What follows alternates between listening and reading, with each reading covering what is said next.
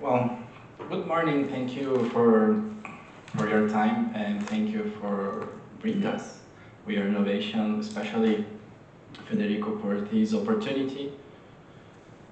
More than a privilege. It's a privilege to being here in Trinidad Tobago to talk about a little bit of my experience. The presentation today is COP10 and the Silenced Voices. It could be named COP11, sorry. It could be named COP10 because we were there. I'm here today wearing two hats. My first hat is on the electrical engineer, that's my profession. I design complex systems, and my job is to manage technology to ensure sustainability, and more important, to manage risk. I'm trying to find the safest and most effective long-term solutions. My second hat is that of a public health advocate. That was not a career choice, that was a necessity, a personal necessity. And today I want to apply the same logic of risk management to one of the most urgent public health challenges that we face.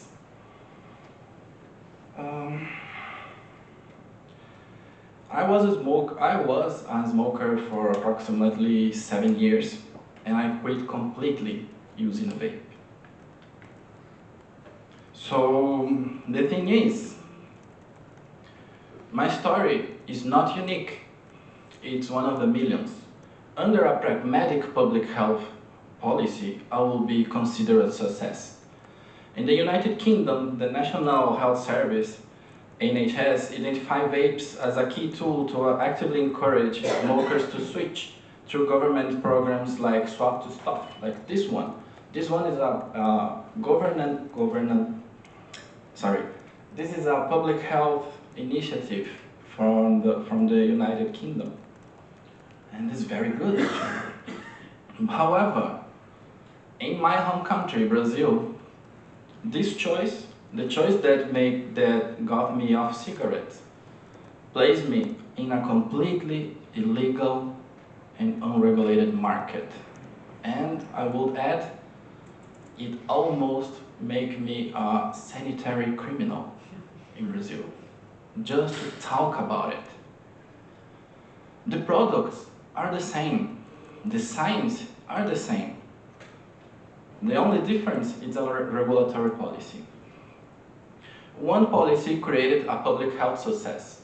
Another policy created the biggest illicit market in Latin America. I'm here today to debate the science. I'm not here today to debate the science, please. The science is with Ingrid. But I will cover about governance and regulatory process. So that's me. This is me last year at COP10 that we couldn't manage to see personally, but I was in the second forum of Latin America about nicotine and harm reduction. It was in Panama. It's very important to say, we all share the same goal as the FCTC, which is to save lives by reducing smoking. This is very important because we are not talking about, it's nice to vape, or you can try nicotine for your pleasure. No, we were here to talk about how can we reduce the deaths by smoking. However, this process to achieve this goal is becoming a paradox. I traveled to Panama in February 2004 to attend the COP10 as an observer. I went to listen, to learn, and to understand the global conversation. Instead, I found closed doors. And this isn't just my perception as an activist. This is a documented fact. So, well, here in the panel. The international media, well, this is the media from Brazil.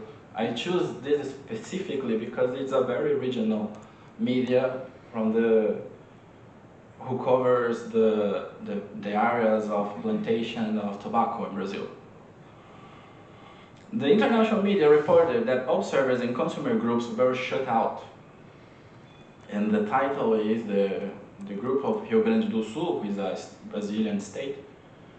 It was buried on COP and 10 in Panama.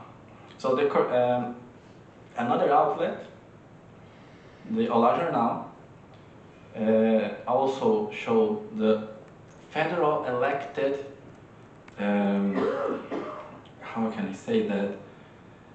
These are federal elected representative of the people. Deputies, yes. And also they were accompanied with the Brazilian media, and they were in an official mission by our authorities. They were buried. It's not just me. I was also buried from the outside of the COP10.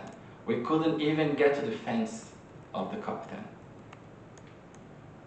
So the question is, when we made decisions about public health and the health of millions of people in secret, we do not create a good policy. Actually, my mom says that that's a lot. Everything that you make in secret usually are wrong.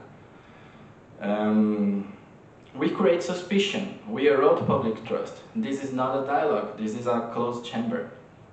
So the central question for regulators is, how can we, as regulators, create effective public policy on human behavior if we systematically exclude the human it most affect? How can we effectively regulate a market, protect minors, and help adult smokers if we refuse to listen to the very people at the center of the issue? What happens when a regulators silence the public voice? We don't need to theorize. We have an example. We have a real-time case study, unfortunately, my home country, Brazil. Well, the process of this regulation in Brazil started in 2018. Anvisa is our regulatory agency, similar to the FDA. Actually, they also make part in the same group of International Harmonization Council of this kind of rules. And they did the right thing. They opened a formal public consultation on vapes. This process was democratic and transparent. They held a public hearing, they streamed live, and they allowed the citizens, doctors, and scientists to present their views. Well, here the citizens, doctors, and science. So we have me, we have an ex-director of the same house, Anvisa. We have industries representative, because this was an open consultation. We have international specialists, Clive Bates. We have international doctors. This is Eduardo Bueno from Spain. We have Brazilian scientists, my dear friend Ingrid. We have consumers, because I want to separate a little bit what's an activist and a consumer, because an activist is someone like me, is very well informed, but was not just the activists who were asking for regulation, the consumers too. We have Brazilian medics, Brazilian doctors. This is Jorge Alberto Costa Silva, former director of WHO.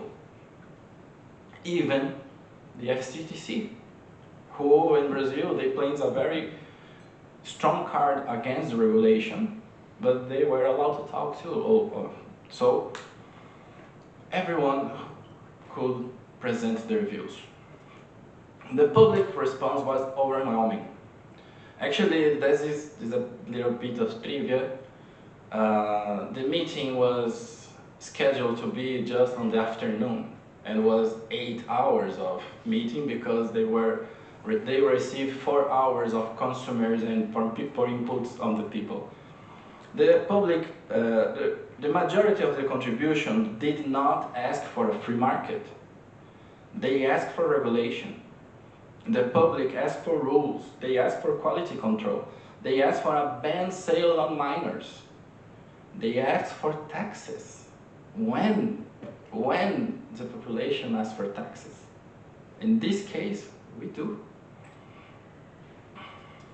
And the reality, it's a little small, but these are two screens, print screens of the Anvisa site. And the first one is the final process, the result of the process of the regulatory process that updates the decision, the 46 RDC, which is the name, to the 855. And here is the text, so I can provide the fonts later. What was the decision? Total ban. Absolutely, total ban. In June 2004, Anvisa made this decision, ignoring the public consultation, and voted to maintain a total ban. So the question is, did the ban work? That is important. That is the most important. Because yes, sometimes we can be wrong. And it's very important then when you are building a regulatory process that you look to the outcome, not just to the process.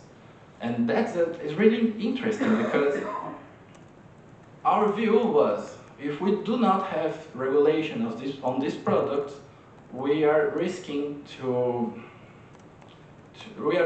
our population. That's it. The ban didn't work. This is a Jornal da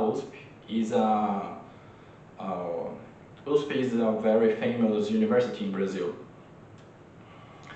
So today, as I said before, Brazil is one of the largest vape markets in the world, but it's a market that exists entirely in the shadows.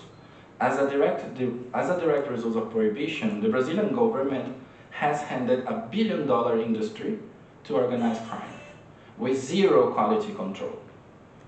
Selling to minors, because are we expecting that the illicit market, they will follow some rules? They don't follow rules, they just follow money. We have zero quality control, zero tax revenue. Our country is gaining nothing on this choice. And we have a rampant access on minors. We actually have a very similar usage of minors on vaping that the United States had before the regulation. The ban protected no one. It just removed all the protection.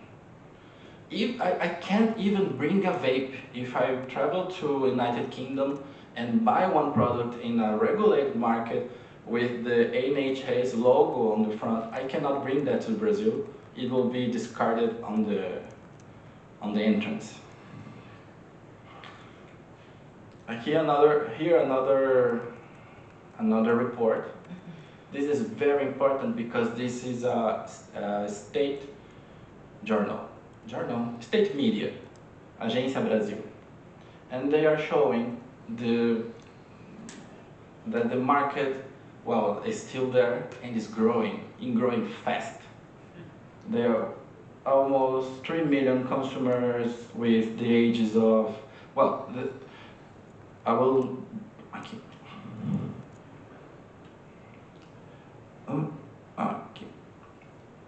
Research shows that the numbers of users of these devices has grown 600% on the last 6 years. Almost 3 million consumers between age of 18 and 24. 64.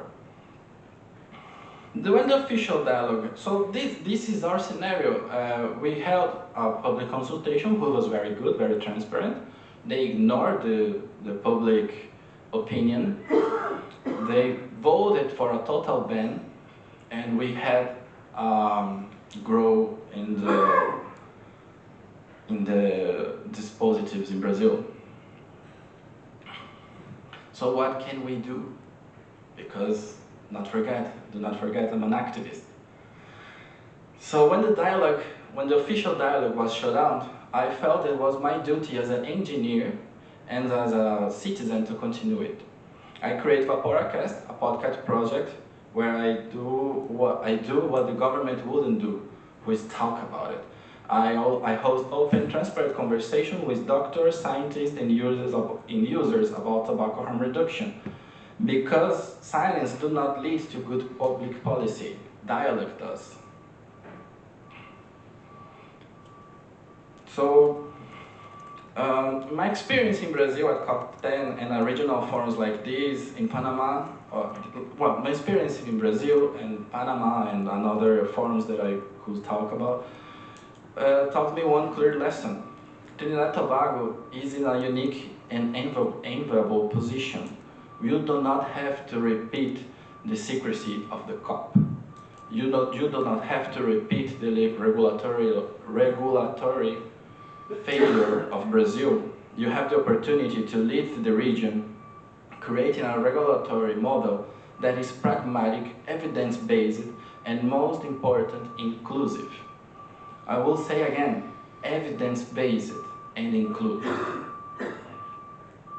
So, my proposal is very simple, and it comes from my perspective as an engineer. In my job, if I design a system that ignores the end user, the project fails. It doesn't matter how good the technology are. The public health policy is no different. First, we create formal and permanent channels from dialogue with consumers. Second, please differentiate us from the industry. We are not the same. Our interest is not profit. The industry wants profit. We do not want profit. Treat us as a partner in monitoring the market and monitoring the industry. Third, use our voice as data. The consumer voice is not lobbying. It's a real-world evidence of what works or what doesn't work and how people behave. Listening to us is not a concession, it's good governance.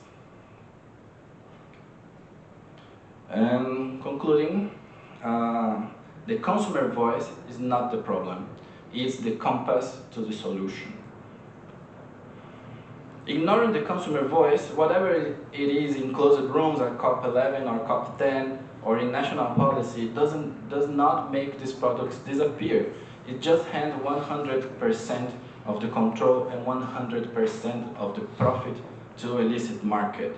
You here in Trinidad and Tobago, you have the chance to do something different, to create a policy that works in real world, not just in paper. Regulate with information, not despite information. And thank you.